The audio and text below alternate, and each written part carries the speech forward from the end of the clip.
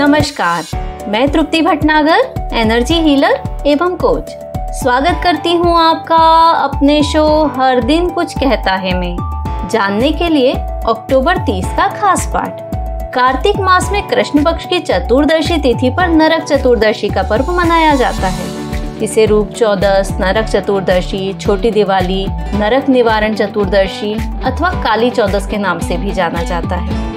इस दिन मृत्यु के देवता यमराज, माता काली और श्री कृष्ण की आराधना की जाती है। पौराणिक मान्यताओं के अनुसार नरकासुर नाम के राक्षस ने अपनी शक्तियों से देवताओं और ऋषि मुनियों के साथ 16,100 सुंदर राजकुमारियों को बंधक बना लिया था। नरकासुर के अत्याचारों से त्रस्त देवता और साधु संत भगवान श्री कृष्ण की शरण में गए। नरकासुर को स्त्री के हाथों मरने का श्राप था, इसीलिए भगवान श्री कृष्ण ने अपनी पत्नी सत्यभामा की मदद से कार्तिक मास के कृष्ण पक्ष की चतुर्दशी को नरकासुर का वध किया और उसकी कैद से 16,100 कन्याओं को आजाद कराया।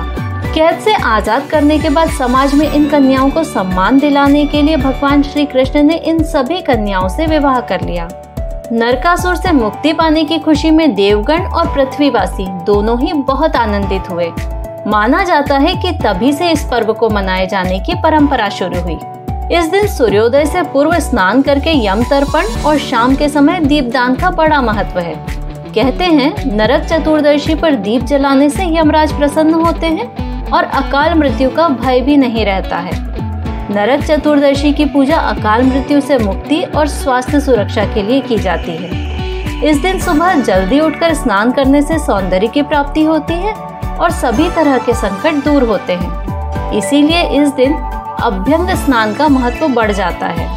और अंत में क्या आप जानते हैं, 30 अक्टूबर 1925 को जॉन लॉगी बेयर्ड्स ने दुनिया का पहला टेलीविजन प्रसारण किया था।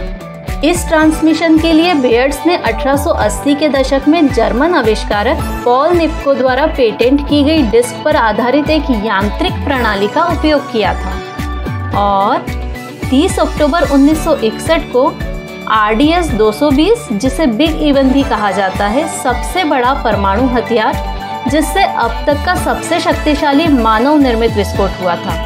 सोवियत थर्मोन्यूक्लियर बम, जिसे आर्कटिक महासागर के एक द्वीप पर एक परीक्षण में विस्फोट किया गया था।